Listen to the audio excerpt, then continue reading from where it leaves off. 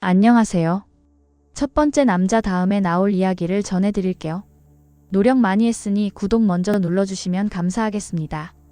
채화영은 자신의 집무실에서 떨리는 손으로 서류 한 장을 쥐고 있었습니다. 그 서류는 강준호와 자신의 유전자가 일치한다는 검사 결과지였습니다. 그녀의 눈에 뜨거운 눈물이 고였고 입술은 파르르 떨렸습니다.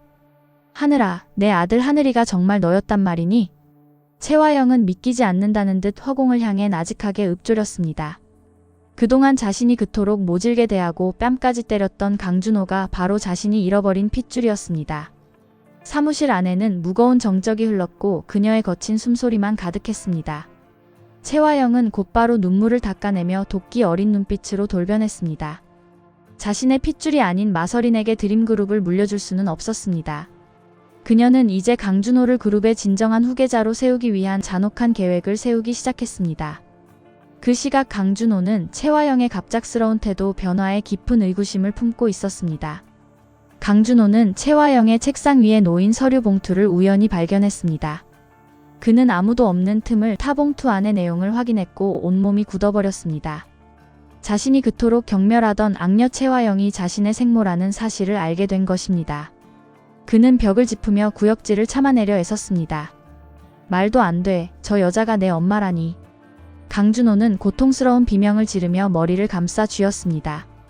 그의 머릿속에는 오장미의 슬픈 얼굴과 사경을 헤매는 오복길의 모습이 스쳐 지나갔습니다. 자신을 낳아준 여자가 자신이 사랑하는 여자의 가족을 파괴했다는 사실이 그를 괴롭혔습니다. 강준호는 차가운 물로 세수를 하며 마음을 다잡았습니다. 그는 분노를 가라앉히고 오히려 이 잔인한 운명을 이용하기로 결심했습니다. 채화영의 곁으로 깊숙이 파고들어 그녀의 모든 것을 무너뜨리겠다는 복수심이 불타올랐습니다. 강준호는 가면을 쓴 채 채화영의 집무실 문을 두드렸습니다. 부르셨습니까, 대표님? 강준호는 평소보다 부드러운 목소리로 채화영에게 인사를 건넸습니다. 채화영은 애틋한 눈빛으로 강준호를 바라보며 그의 손을 덥석 잡았습니다. 그녀는 준호에게 브랜드 키친 총괄 본부장이라는 파격적인 자리를 제안했습니다. 준호씨, 아니 본부장님, 이제 내가 당신의 든든한 뒷배가 되어줄게요. 채화영은 환한 미소를 지으며 강준호에게 무한한 신뢰를 보냈습니다. 강준호는 속으로 구역질이 났지만 겉으로는 공손하게 고개를 숙였습니다. 그는 이제 채화영의 가장 가까운 곳에서 그녀의 범죄 증거를 수집하기 시작했습니다.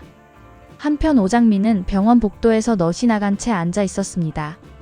그녀는 아버지를 다치게 한 범인이 누구인지 밝혀내기 위해 사방으로 뛰어다녔습니다. 그때 강준호가 어두운 그림자를 들이우며 오장미의 앞에 나타났습니다. 오장미는 지친 목소리로 강준호를 불렀습니다. 본부장님, 여기까지 어쩐 일이세요? 강준호는 대답 대신 오장미를 끌어안고 낮은 목소리로 속삭였습니다. 그는 자신이 채화영의 아들이라는 사실을 숨긴 채 그녀를 돕겠다고 약속했습니다. 그의 눈에는 슬픔과 결연함이 동시에 서려 있었습니다. 강준호는 채화영이 숨겨둔 비자금 장부의 위치와 강혁과의 대화가 담긴 녹취록을 찾아내려 했습니다. 그는 채화영이 퇴근한 뒤 그녀의 컴퓨터를 해킹하며 은밀하게 움직였습니다. 어두운 사무실 안에서 모니터의 푸른 빛이 강준호의 차가운 얼굴을 비췄습니다.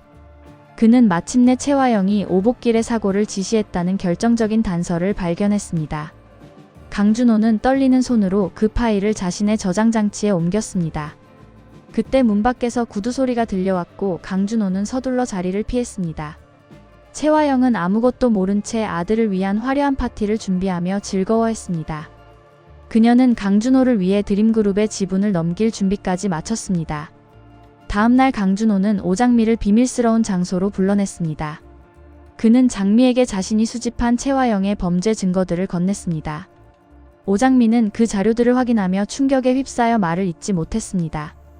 강준호는 장미의 손을 꼭 잡으며 차갑게 말했습니다.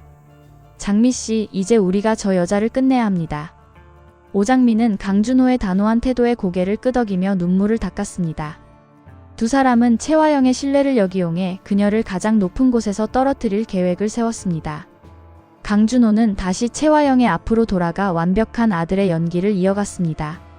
채화영은 강준호가 가져온 가짜 사업 계획서를 보며 흐뭇해했습니다. 그녀는 강준호에게 그룹의 핵심 인장까지 맡기며 완전히 마음을 열었습니다. 하지만 그 인장은 채화영의 몰락을 앞당길 결정적인 도구가 될 것이었습니다. 강준호는 채화영의 등 뒤에서 오장미에게 신호를 보냈습니다. 드림그룹의 창립 기념일 파티가 화려하게 열렸습니다. 채화영은 강준호를 자신의 아들이자 후계자로 소개하려 무대에 올랐습니다. 화려한 조명 아래 채화영은 인생에서 가장 행복한 표정을 지었습니다. 하지만 강준호의 표정은 얼음장처럼 차갑게 식어 있었습니다. 오늘 이 자리에서 여러분께 제 소중한 사람을 소개하겠습니다. 채화영이 당당하게 외치며 강준호를 가리켰습니다. 사람들의 박수 소리가 쏟아지는 가운데 강준호가 마이크를 잡았습니다. 그는 채화영을 바라보며 알 수 없는 미소를 지었습니다. 바로 그 순간 파티장의 대형 스크린에 채화영의 범죄 정황이 담긴 영상이 상영되었습니다. 오복기를 공격하던 강혁의 모습과 채화영의 지시가 담긴 음성이 울려 퍼졌습니다. 파티장은 순식간에 아수라장으로 변했고 채화영의 얼굴은 하얗게 질렸습니다. 채화영은 강준호를 쳐다보며 비명을 질렀습니다. 준호야, 이게 대체 어떻게 된 일이니? 네가 왜?